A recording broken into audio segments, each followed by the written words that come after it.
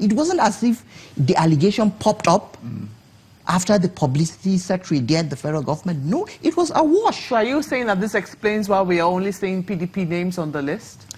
It was released within a certain context, but I believe this will trigger a series of events that will lead to the publication of more names, including names of people who served under previous administrations, you know, right from 1999. Mr. Hamza, that's very, very important. I want to come in here because, you know, I think it may be difficult to make the argument that if the federal government releases a list, not the party, not the APC, but the federal government releases a list, the federal government that's responsible for all Nigerians of all parties releases a list of just the members of one party, when there is evidence, when we know that a member of this government serving this administration was found to be involved in corrupt practice, he's not on that list. Don't you think that that trivializes the entire course of justice as it relates to the anti-corruption issue? Like the minister said, the initial list that was released was a tip of the iceberg. And as a result of the media attention and public attention that initial list attracted, other names were reeled out. And those on those lists were probably not even politicians. But there were people against whom there are verifiable allegations of corruption. And I tell you, this will spark a series of events. By the end of the day, whoever the person is, be it in APC, be it in any other political party, by the end of the day, this will have triggered a chain of events.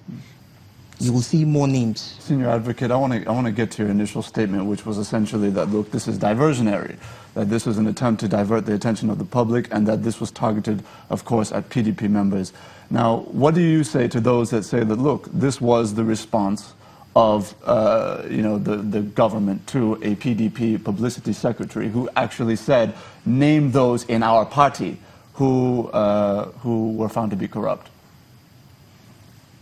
I say to them that the government may have been belittling themselves responding to that. And if indeed they did it to respond to that, I'll tell you that they are not being sincere. A court of competent jurisdiction sometime in 2016, precisely on the 7th of July 2016, ordered the federal government to release the list of the people who have paid back their loot. It has not been done till date. You do not obey court order, but you obey a statement made by a publicity secretary of a political party. We are not serious in this country. We are not serious. The ED of SERAP was on TV this morning. What they requested for from the court was the list of all suspected treasury looters from the word go. From the word go.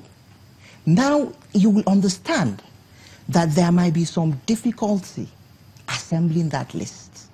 And the government came out with a story, with a statement, that they are working on such a list. Now, it's going to be cumbersome to come up with such a list. I think it's you can't just come up with it overnight. It's important to clarify for our viewers, because we did see before now amounts of monies released by the federal government as, you know, monies returned by people under some sort of arrangement. It would seem that perhaps part of the deal was that, you know, their names would not be mentioned. Obviously. But some people went to court to challenge that. And SERAP was, I think, the lead of that particular group. They went to court to challenge it, and they won in court. The court did ask that those people's names be released. Mokpe, you are limiting the scope of what SERAP sought for before the court. The ED this morning said they sought disclosure of all names of suspected treasury looters right from the word go. Not just those that returned. So why are you limiting the scope?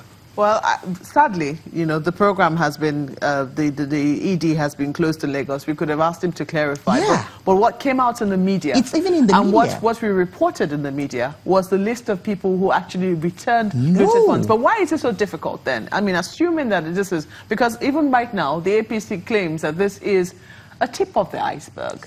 If this were some tip of the iceberg, don't you think you should have included the names of those who were alleged to have returned, or who alleged to have looted and returned their funds as demanded by the court? Now, it will be rather absurd for you to get somebody to return stolen or illicit funds under the understanding that his name will not be disclosed, and then you turn around and disclose it. Well, why hasn't the federal government if there's a challenged court that order in to court? that effect, is something else. But like I said, there is no court order to that effect, going by what Sarap said. Now, it will be absurd. Then, in other words, you will discourage people from returning monies stolen. Do you want to respond to that? I want to respond because I listened to Mumuni, the ED, Sarap, speak. And what he said was very straightforward. We went to court and we sought a judgment from court. We wanted the court to say from 1999 till date, publish the list of looters. But that is different from what they obtained from the court. He said what they obtained from the court was an order that the people who returned money, their names should be published. They are two different things. You go to court with a basket of reliefs. The court looks at your case and grants the ones that are grantable based on the case you have presented. Based on the case Sarah presented, the court said, it is not enough you give us those figures. Let's know the names behind the figures. And that is what the judgment of the court read. So I do not understand what else this list can be blamed on. And that is the truth. We'll come back and talk about the legal ramifications of this particular list, because there are, we've seen some people go to court to challenge him. Mr. Etiaba says he'll be in court later on today with the PDP chairman, Uche Secondus, challenging what the federal government has done. We also see some people saying that this is prejudicial. I've been told that we still have a little time before. Some people say that the federal government is trying to blackmail the court. What are your thoughts on that, Hamza? Certainly not. Stating a fact cannot amount to blackmail. And in the world of today, you must not allow the grapevine to dictate the form of information that goes out to the public.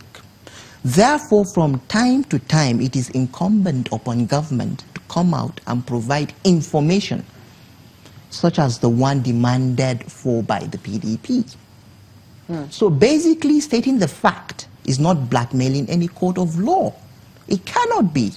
As a matter of fact, in responsible crimes, when running a check on anybody, you vet the person based on even allegations against the person, not just convictions. Well, let's expatiate further when we come back from this break. Please stay with us.